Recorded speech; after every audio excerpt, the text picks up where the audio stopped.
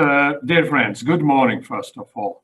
BONUS, the Baltic Sea Research and Development Program, has now made a full circle, and today we have gathered virtually for the final forum.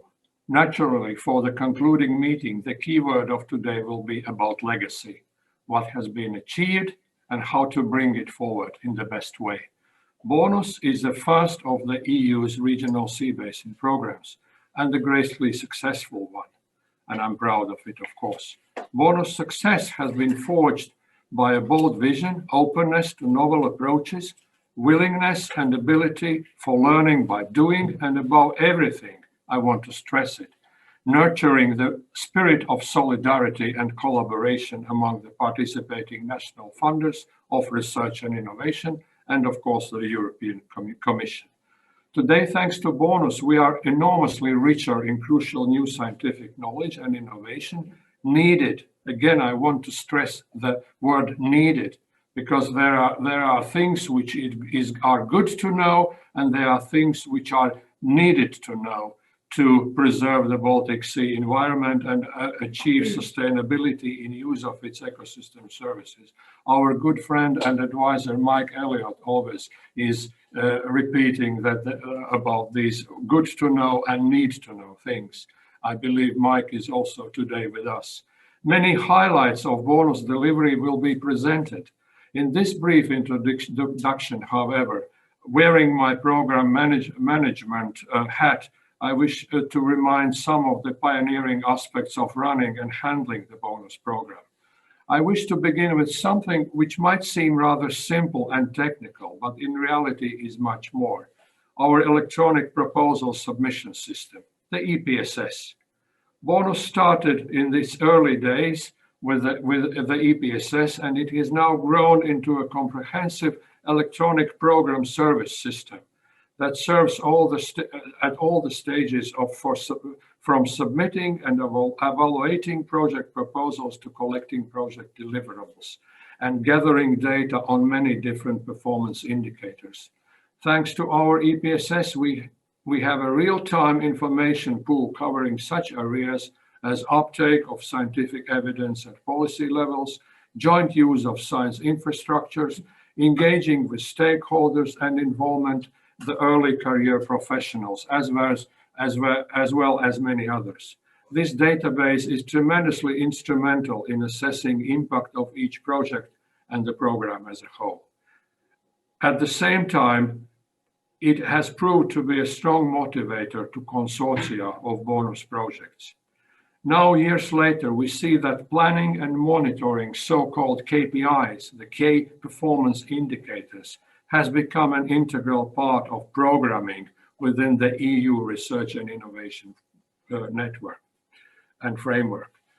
Talking about the young scientists, we started our Young Scientists Club simultaneously with the first BONUS Plus projects in 2009.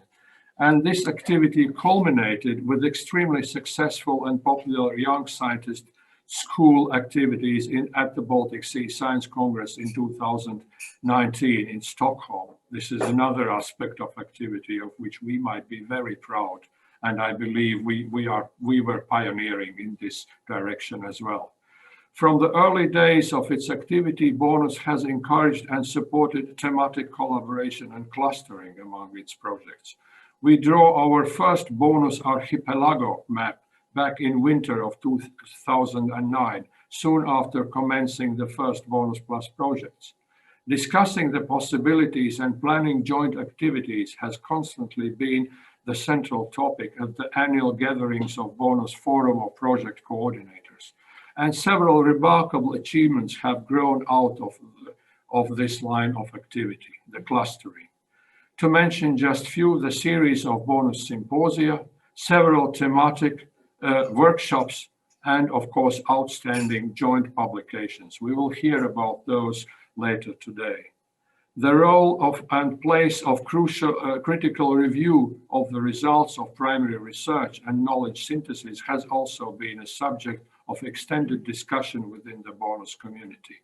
Encouraged by our advisory board and external evaluators, This process culminated in the synthesis call of 2017 that resulted in 8 knowledge synthesis projects worth over 3.5 million euros. Our synthesis projects have just ended, and we will hear some of the insights of their output today, I believe.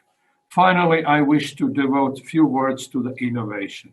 This is something that many are talking about nowadays. Seeking the best ways to boost innovation continued throughout bonus evolution, starting with the dedicated innovation call in 2012 to various ways of encouraging enterprise participation in projects that originated in other calls.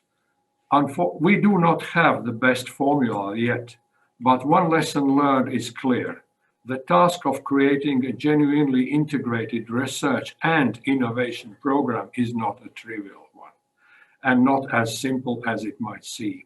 The recipes fit for an academic research do not always work for the catalyzing innovation. The quest for solution continues, and in bonus CSA, coordination and support action for the continuation of program in the Baltic Sea and the North Sea, we have a dedicating task addressing the questions of firmly integrating innovation into the joint program.